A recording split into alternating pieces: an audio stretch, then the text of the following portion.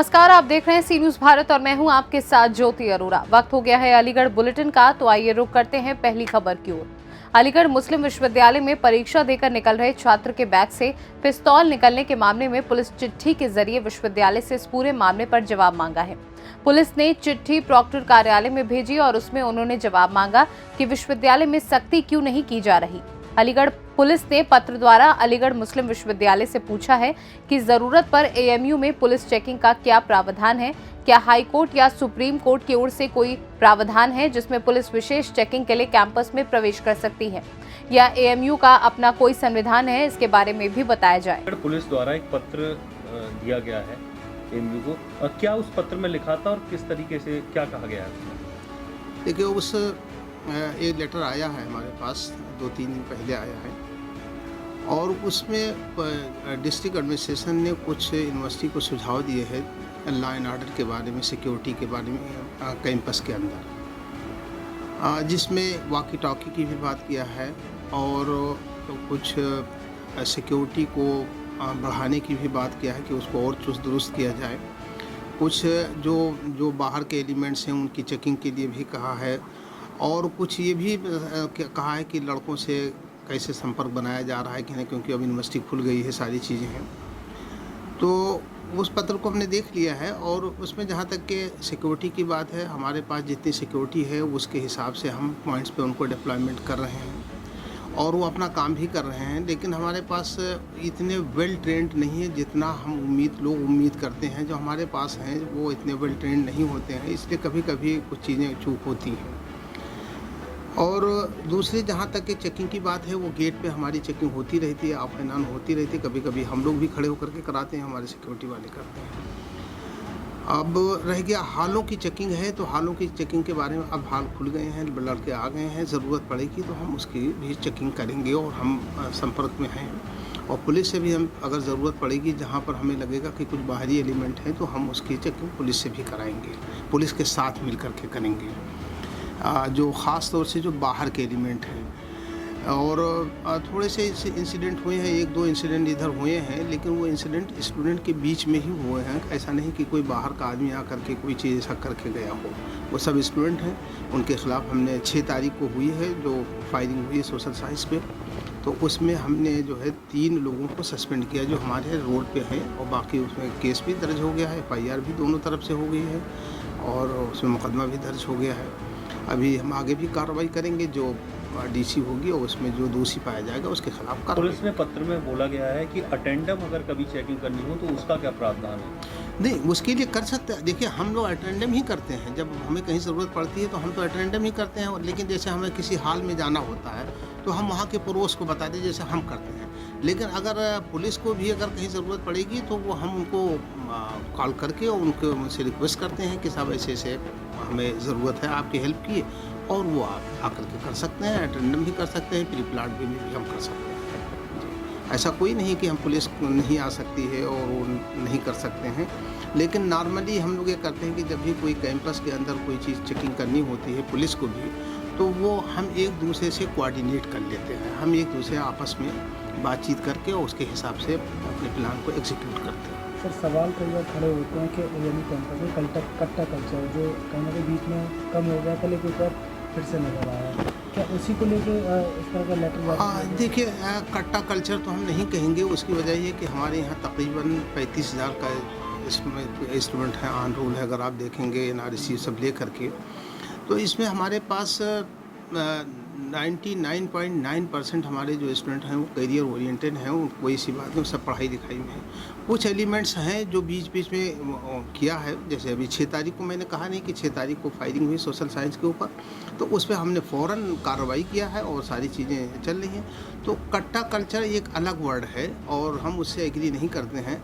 लेकिन हाँ, ये ज़रूर है कि कैंपस में एक आध वारदात हुई हैं और उस पर हम लोग ने कार्रवाई भी की। यूज़ कर लिए गए हैं जो बाहर से आते हों लड़के या वैसे कैंपस में? नहीं, जो भी उनके पास होगा, अभी जैसे जांच चल रही है, अगर वो अवैध होगा, जाहिर सी बात है किसी स्टूडेंट के पास कानूनी तौर पर असलहा हो नहीं सकता है। तो अगर सीसीटीवी फुटेज है, सारी चीज़ें उनको प्रोवाइड कर दी गई हैं, पुलिस अपना इन्वेस्टिगेशन कर रही है और इन्वेस्टिगेशन में जो जिस तरीके का दोषी पाया जाएगा उसके खिलाफ उसी हिसाब से कानूनी कार्रवाई होगी। पुलिस अपना काम करेगी और हम लोग अपना काम करेंगे। हम अपना कर चुके हैं, सस्पेंड कर चुके हैं और आगे की जो कार्रवाई होगी वो भी होगी। अलीगढ़ से सीनू संवाददाता संजीव शर्मा की रिपोर्ट। अलीगढ़ में 14वीं अंतर जनपदीय कुश्ती प्रतियोगिता का आयोजन बड़े ही धूमधाम के साथ आयोजित किया गया। इस मौके पर एसएसपी कलानिधि नैथानी व पुलिस के कई बड़े अधिकारी भी यहां मौजूद रहे। कार्यक्रम का शुभारंभ अधिकारियों आसमान में गुब्बारे उड़ाकर किया। दरअसल पूरा मामला अलीगढ़ के Ahilyabai Holkar sports stadium Ramghat road का है, जहां भव्य परेड के साथ कुश्ती प्रतियोगिता का शुभारंभ किया गया। प्रतियोगिता में आगरा जोन के समस्त जनपदों की पुरुष व महिला टीमों के द्वारा कुश्ती, कबड्डी, भारोत्तोलन, boxing, arm wrestling, body building व पावर लिफ्टिंग में प्रतिभाग किया गया। एसएसपी अलीगढ़ कलानिधि नैथानी ने जानकारी देते हुए बताया कि सभी जनपदों की टीमों को पूर्ण खेल भावना के साथ प्रतिभाग कर उत्कृष्ट प्रदर्शन करने हेतु प्रोत्साहित किया गया। खेल प्रतियोगिता का आयोजन दिनांक 25 अगस्त से 27 अगस्त तक किया जाएगा। बड़े हर्ष का विषय है कि जनपद अलीगढ़ को 14वीं जो अंतर जनपदीय जोनल लेवल की जो प्रतियोगिता है कुश्ती, कबड्डी आदि, इसकी मेज़बानी करने का मौका मिला है और इसमें जो हमारे जोन की जो टीमें यहाँ पर आई हैं, आज उसका शुभारंभ मेरे द्वारा किया गया है। 3 दिन ये प्रतियोगिता चलेगी और उम्मीद है कि पुलिस में प्रतिस्पर्धा के यहाँ इस जनपद में होने से सभी लोग इस पर देख के इसका लुत्फ लेंगे। वहीं जो अच्छे खिलाड़ी हैं वो पुरस्कार प्राप्त करेंगे। आप सभी लोग आमंत्रित हैं, जो भी लोग यहाँ आए इन प्रतियोगिताओं को देख सकते हैं। कितनी टीमें होंगी? 60 टीमें भी आई। अलीगढ़ से सीनू संवाददाता संजीव शर्मा की रिपोर्ट। अलीगढ़ के कृष्णांजलि सभागार में नगर निगम के अधिवेशन में बढ़े हुए गृह कर को लेकर निरस्त करने व गृह कर में 20% की छूट के लिए पेश किए गए प्रस्तावों को समर्थन मिला। दरअसल अलीगढ़ में पिछले दिनों गृह कर में वृद्धि की गई थी, लेकिन कोविड काल व अन्य कारणों से व्यापारियों पर लाखों का अतिरिक्त भार पड़ने के मामले को संज्ञान में लेते हुए सामूहिक रूप से पिछले 5 साल के गृह कर के बड़े एरियर को निरस्त कर दिया गया था। हालांकि वर्तमान में 2022-23 में गृह कर बढ़ाकर इसका GIS सर्वे कराया जा रहा है, लेकिन इसमें भी गलतियां होने की संभावना है। इसके लिए व्यक्तिगत लोगों को बिल देकर संज्ञान में लाया जा रहा है कि इसमें अगर कोई गलतियां हो तो उसे संशोधित कर ले। नगर निगम इसके लिए लगातार कैंप करा रहा है। ये कैंप अगले 4-5 महीने चलाए जाएंगे। किसी को भी बढ़ा हुआ टैक्स देने की जरूरत नहीं है। नगर निगम समाचार पत्रों के माध्यम से लगातार रेट प्रकाशित करा रहा है। अगर किसी को लगता है कि उनके एरिया का गलत कैलकुलेशन हुआ है तो उसे वो नगर निगम के संज्ञान में लाएं या फिर वो उसे ऑनलाइन चेक कर भी अपने एरियर के रेट के बारे में जानकारी कर सकते हैं। के बाद तमाम पार्षदों को अलग अलग सुनने के बाद मीटिंग करने के बाद फैसला ये लिया कि 20% छूट रहेगी, उसको खारिज किया जाता है। जो लगाया था उन्होंने, जो आ रहा था पीछे से 20% पूरे बढ़े हुए पे। हाँ, 20% छूट। हाँ, क्या आप मानते हैं, मेयर हैं आप, कल को आपको ही चुनाव में जाना है। हाँ। जनता के बीच में 20% कई लोगों का 5-5, 10-10 गुना, 20-20 गुना बढ़ा हुआ है। कितना लोगों पर भार पड़ेगा, क्या मानते हैं आप? जो बड़ा है, जो गलत होगा वो चेक हो जाएगा, लेकिन ये तमाम रियायतें सब ने पूरे नगर निगम ने मिल के नगर आयुक्त साहब के साथ, मेयर के साथ बैठ के। आप 5 साल सोते रहे सदन में, कहीं न कहीं आपके द्वारा कोई इस तरह का प्रयास नहीं किया गया कि जो बढ़ा हुआ चला आ रहा है इसको कैसे कम कराया जाए? ये प्रयास ना होता तो ये कहाँ से होता? 20% क्या जी, तो जनता को लॉलीपॉप है? नहीं, लॉलीपॉप नहीं है। अब जो पास हुआ है वो मैं बता रहा हूँ। हाँ, निरस्त हुआ है। देखिए, जैसा आप सभी अवगत हैं कि हाउस टैक्स का आरोपण एक नीतिगत और विधिगत विषय है। इसमें हालांकि ये देखा गया कि कोविड की वजह से और अन्य कारणों से भी सभी जनता और जितने भी व्यापारीगण हैं उन पे कहीं ना कहीं बहुत इसका भार पड़ेगा। तो सामूहिक रूप से निर्णय लिया गया कि जो हमने हालांकि विधि अनुसार आरोपित किया था टैक्स, लेकिन उस पर पुनर्विचार करने की ज़रूरत है और जो ये जितना एरियर है पिछले 5 साल का वो माफ़ किए जाने की ज़रूरत है। तो इस संबंध में हम दरअसल अग्रिम कार्रवाई भी करेंगे और तत्काल प्रभाव से इसको रोका भी जा रहा है। पहला ये है। दूसरा इसमें यह है कि जो करंट टैक्स भी, जो 22-23 का जो टैक्स है वो भी जो बढ़कर GIS सर्वे हुआ है, GIS सर्वे इम्प्लीमेंट हो रहा है और आप कहीं भी देश में देखेंगे इसमें कहीं ना कहीं गलती होने की संभावना बिल्कुल रहती है। तो इसीलिए ये संज्ञान में लाया जा रहा है व्यक्तिगत रूप से बिल देकर कि कृपया इसमें जो भी गलती हो उसको संशोधित करवा लें। लगातार नगर निगम कैंप भी करवा रहा है और ये कैंप लगभग 5-6 महीने लगातार चलेंगे। आशय ये है कि किसी को भी बढ़ा हुआ टैक्स देने की ज़रूरत नहीं है। जिसको भी लगता है मेरे यहाँ एरिया गलत कैलकुलेट हुआ है, सबके संज्ञान में हम लोग रेट्स बार बार पेपर में प्रकाशित करवाना, आप लोगों के माध्यम से जानकारी जा रही है। जिसको भी लगता है कि एरिया हमारा गलत है, कैलकुलेशन गलत है, कृपया नगर निगम में संज्ञानित करें। ऑनलाइन उनका सबका आईडी है, ऑनलाइन भी चेक कर सकते हैं जाके अपने घर की आईडी से। टैक्स में जो भी गलती होगी तत्काल सुधार करके ना केवल सुधार किया जाएगा बल्कि ओवरऑल पेमेंट पे अप्रत्याशित जो अभी तक हमने कभी नहीं किया, डबल कर 20% की हम लोग रिबेट देंगे। इसमें जो उठ रहा है जीआई सर्वे की आपने बात कही जी, पार्षद दल के नेता, सभी दलों के नेताओं ने ये कहा और भारतीय जनता पार्टी के सभी जनप्रतिनिधियों ने कहा प्रेस करके ओपनली कि जीआई सर्वे में जितना भी जीआई सर्वे हो रहा है अंदर का एरिया उसमें नहीं आ सकता क्लियर कि किसमें कितना बना हुआ है क्या है, उसको लेके एक तो उनकी आपत्ति जी। जीआईएस सर्वे जब होता है मान्यवर, तो एक तो सैटेलाइट इमेजिंग होती है और उसकी फिजिकल चेकिंग होती है। मतलब एक टीम कॉरेस्पॉन्डिंगली फिजिकल चेक करेगी और साथ साथ जो राजस्व की भी टीम है उनका भी दायित्व है जाके चेक करना। आपके संज्ञान में ये भी लाना है जिन एरियाज़ में बहुत ज़्यादा बिल में अतिशोक्ति आई है उसमें हमने कार्रवाई भी करी है। एक कर्मचारी पे पहले कार्रवाई हुई थी 2 हफ्ते पहले, 3 कर्मचारियों पे कल ही कार्रवाई हुई है। तो लगातार नगर निगम का अपने यहाँ भी जो कमी जिनकी रही है उनको आइडेंटिफाई करके हम लोग कार्रवाई कर रहे हैं, वेतन रोका गया है और अगर विभागीय कार्रवाई के लिए नोटिस दिया गया है। तमाम जनता के द्वारा आरोप लगाया जा रहा बहुत सारा बढ़ गया है, इसको लेके तमाम जनप्रतिनिधि पार्षद अब जनता के बीच में आएंगे। जनता कहीं न कहीं उन लोगों की खैर लेने के लिए तैयार बैठी हुई है। क्या मानते हैं कहीं न कहीं इसके लिए नगर निगम जिम्मेदार है? भारतीय जनता पार्टी की सरकार में और भारतीय जनता पार्टी के जनप्रतिनिधियों को प्रेस करनी पड़ रही है। नहीं देखिए, सरकार का इसमें सरकार का ही डायरेक्टिव है, उसी डायरेक्टिव के क्रम में ही हम लोग वो लगाते हैं जो टैक्स करने की, पर टैक्स सही कैलकुलेट हो, सरकार का ये मानना है, सरकार की यही मंशा है और बिल्कुल भी फालतू टैक्स न लगे। तो उसके क्रियान्वयन में जितना भी एफर्ट होगा नगर निगम की तरफ से बिल्कुल करेगी नगर निगम। और इसमें जैसा मैंने कहा कि किसी को भी टैक्स ना एक्स्ट्रा देने की ज़रूरत है, जो वाजिब होगा वही वो देगा और उसमें नगर निगम पूरा सहयोग करेंगे। जी, एरियर पे हम लोगों ने तत्काल रूप से सस्पेंड कर दिया है उसको, उस पर कोई एरियर पे वसूली नहीं होगी और जो भी होगा इसमें गाइडलाइन हम लोग सारी गाइडलाइन फॉलो करेंगे। व्यापारी नेताओं के साथ तो बाहर खड़े प्रदर्शन कर रहे हैं, उनका कहना है कि हम सस्पेंशन जब उनको ये पता लगेगा कि ये निरस्त करके हमने रोक दिया है तो मुझे नहीं लगता इसके बाद कोई किसी प्रकार का वो बचेगा। अलीगढ़ से सीनू संवाददाता संजीव शर्मा की रिपोर्ट। अलीगढ़ में अखिल भारतीय विद्यार्थी परिषद के छात्र और श्रीवाष्णी महाविद्यालय के प्रधानाचार्य और वहां के स्टाफ के बीच हुई कहासुनी के बाद कॉलेज परिसर में ही धरने पर बैठ गए और जब बीजेपी के पूर्व विधायक संजीव राजा ने स्टाफ को समझाने की कोशिश की तो बात करते करते इनकी आपस में ही झड़प हो गई और धक्का मुक्की का वीडियो वायरल हो गया। अलीगढ़ से सीनू संवाददाता संजीव शर्मा की रिपोर्ट। अलीगढ़ पहुंचे प्रदेश के कृषि शिक्षा एवं कृषि अनुसंधान विभाग मंत्री सूर्य प्रताप शाही की अध्यक्षता में राज्य मंत्री आईटी इलेक्ट्रॉनिक विभाग अजीत पाल, जिलाधिकारी इंद्र विक्रम सिंह व वरिष्ठ पुलिस अधीक्षक कलानिधि नैथानी के साथ कलेक्ट्रेट सभागार में विकास एवं कानून व्यवस्था की नब्ज टूली। इस मौके पर कृषि मंत्री ने कहा कि प्रदेश में दोबारा योगी सरकार के बनने के बाद सभी मंत्री अलग अलग जनपदों में दौरा कर विकास एवं कानून व्यवस्था की नब्ज टटोल रहे हैं। प्रदेश सरकार आम जनमानस को बिजली पानी के साथ अन्य सभी प्रकार की बुनियादी सुविधाएं प्रदान करने के लिए दिनों रात कार्य कर रही है।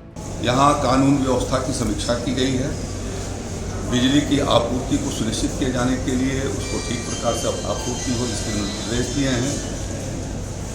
नगरीय क्षेत्र के भीतर स्वच्छता और साफ सफाई की व्यवस्था पर विशेष ध्यान दिया जाए, इसके लिए हमने अधिकारियों को निर्देशित किया है। आयुष्मान भारत के भीतर गोल्डन कार्ड बना करके जो हमारे उससे लाभार्थी हैं उनको जल्दी अनुसूचित किया जाए, इसके लिए निर्देश दिए हैं। सरकारी ट्यूबवेल और यदि विद्युत कोर्स और यांत्रिक कोर्स से खराब हैं तो उनको समयबद्ध तरीके से उनको 36 घंटे के भीतर ठीक किया जाए, वो निर्देश अभी मैं उनको देने वाला हूँ। इसी तरीके से वो 10,000 सोलर पंप पूरे प्रदेश में खोले जाएंगे, उसके लिए 1 हफ्ते 10 दिन के भीतर खोले जाएंगे, तो किसान उसके लिए तैयारी करें। ऑनलाइन जो है उसके लिए सुविधा होगी कि वो अपना आवेदन पत्र दे सकें और जो पहले किसान अपना आवेदन देगा उसकी प्राथमिकता पर फर्स्ट कम फर्स्ट सर्व के पहले आओ पहले पाओ के सिद्धांत के आधार पर उसको। आपने जो निरीक्षण किया कहीं अनफिट या सब लोग फिट पाए? नगर निगम की व्यवस्था से आप कितने संतुष्ट थे? मैं उसकी व्यवस्था से 80% संतुष्ट हूँ। जहाँ कमियाँ रही हैं उनको मैंने बताया है, उसको ठीक करने के लिए हमने निर्देश दिए हैं। मैं जब यहाँ पर आया था आज से 6-7 साल पहले और तब से और आज में बहुत बड़ा परिवर्तन जो है वो अलीगढ़ के भीतर हुआ है। तब मैं आया था तो यहाँ पर बहुत ज़्यादा सड़कें खराब थी। जिन सड़कों पर जहाँ पर भी मैं गया हूँ, चाहे गलियों में भी गया हूँ, तो व्यवस्था उसकी ठीक बनी गई है। विद्युत आपूर्ति के बारे में मैंने पूछा तो वहाँ के मोहल्ले वालों ने बताया कि 20 घंटे नगरीय क्षेत्र के भीतर आपूर्ति हो रही है। ट्रिपिंग की कुछ समस्याएं बताई हैं, उसी पर अभी मैं बैठ करके चर्चा कर रहा था। कुछ अभी कर शुरू ही किया था। मंत्री जी अस्पतालों में हाउस टैक्स के बारे में लोगों ने मुझे जानकारियाँ दी हैं। अभी सामने मैं उसकी जानकारी प्राप्त करने वाला हूँ और उसके संदर्भ में जो रीजनेबल टैक्स होगा उतना ही उसको लिया जाएगा जो सक्षम हो सकता है। मंत्री जी अस्पताल से डॉक्टरों की कमी से जूझ रहे हैं, खुद उनको इलाज की आवश्यकता है, क्या कहेंगे आप? बता रहा हूँ मैं, डॉक्टरों की कमी जो अनेक वर्षों से ये कमियां चली आ रही हैं और उसके पीछे कारण रहा है कि उसके पूर्व की सरकारें 2002 के बाद उत्तर प्रदेश में भारतीय जनता पार्टी की कोई सरकार नहीं रही।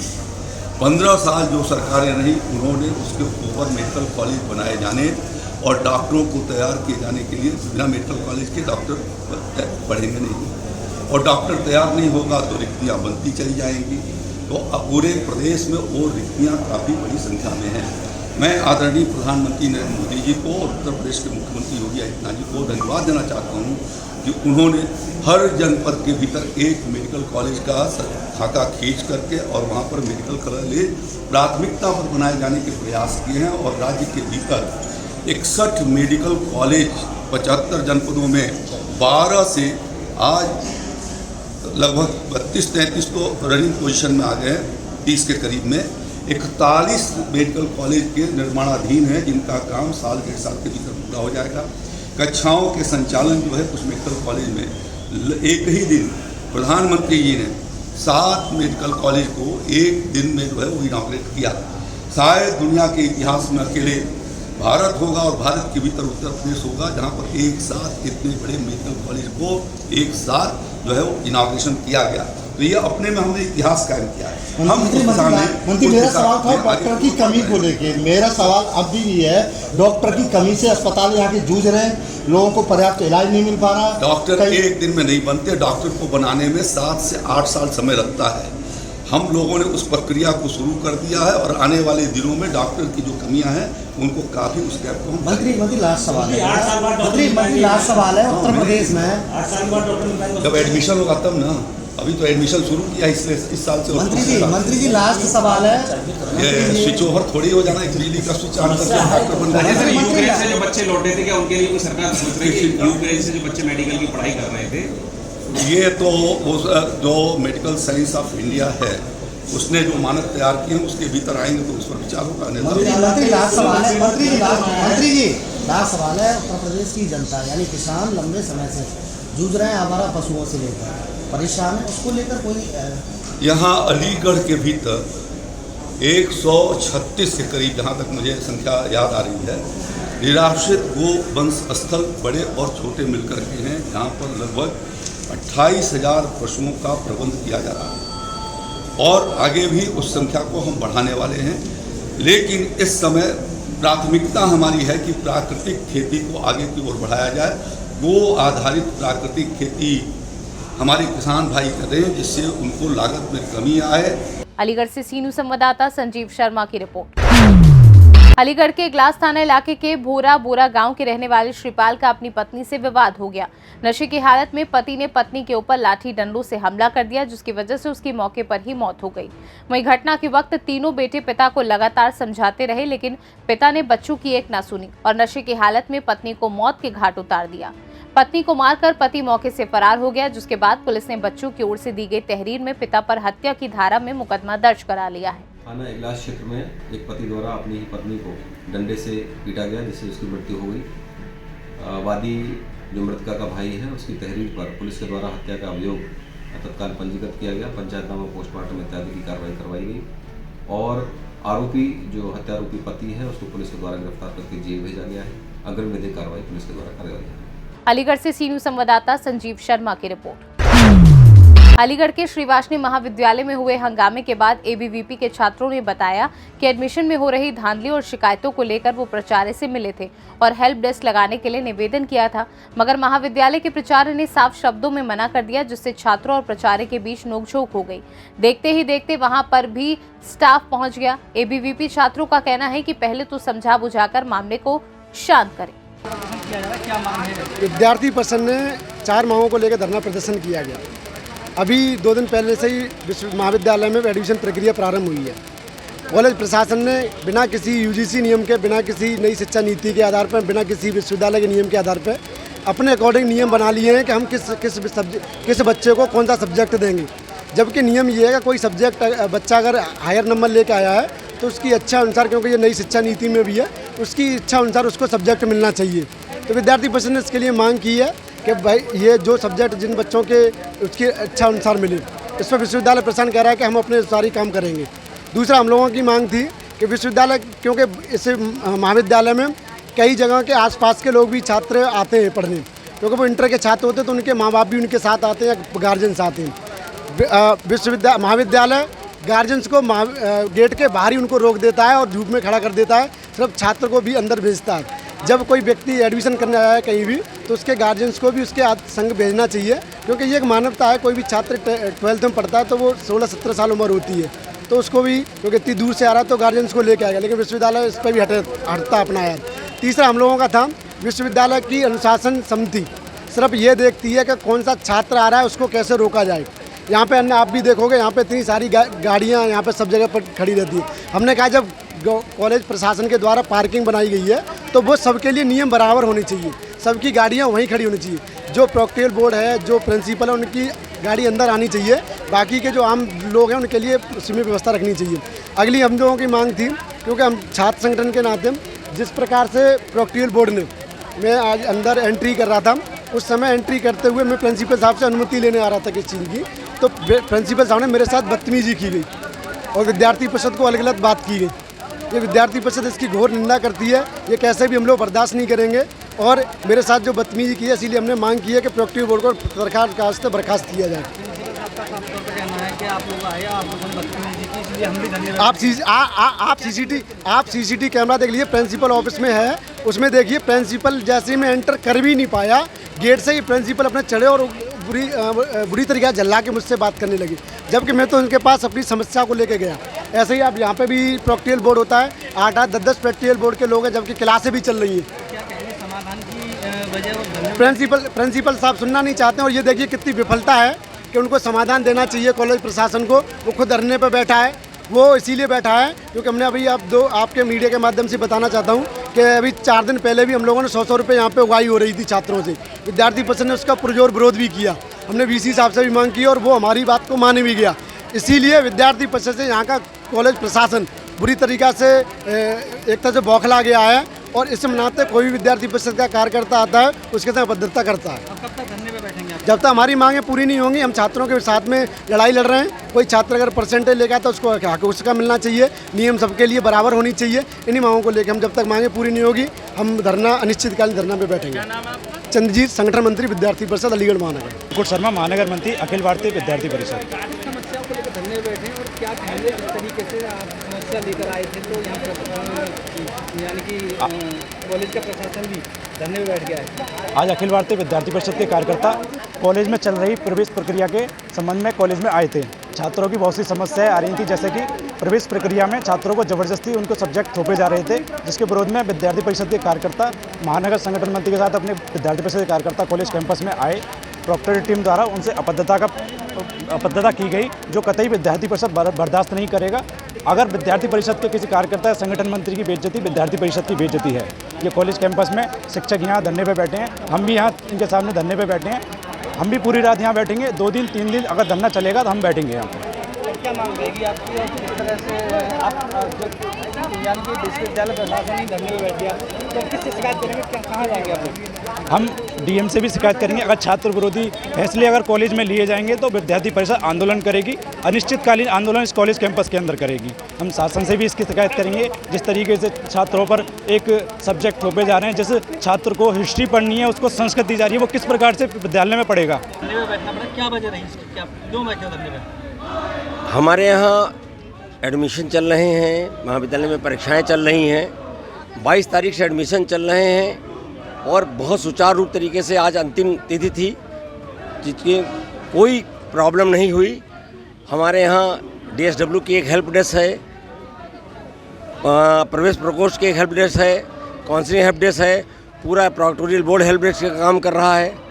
2-2:30 बजे हमारे यहाँ कुछ बच्चे आए ABVP के, वो नेतागण वो कहने लगे कि सर हम आपके अंदर यहाँ कॉलेज के अंदर हेल्प डेस्क लगाएंगे ताकि बच्चे की कोई समस्या। हमने कहा बेटा कोई समस्या हो तो बताओ, हमारे 3 हेल्प डेस्क है, सभी चल जाएंगे। और वो करना है तो कैंपस के आप जो बाहर है वहाँ पर लगा लीजिए, क्योंकि हमने एक संगठन को दे दिए तो कल NSOE वाले आएंगे, सपा वाले आएंगे, सब अपना आएंगे कि भाई हमारी हेल्प डेस्क लगाओ। हम भी अपना संगठन के रिक्रूटमेंट शुरू करेंगे, इसलिए हमने नहीं। और परीक्षाएँ भी चल रही हैं, नोडल सेंटर है, तो इस तरह से चीज़ें आप उस तरह से कर लीजिए।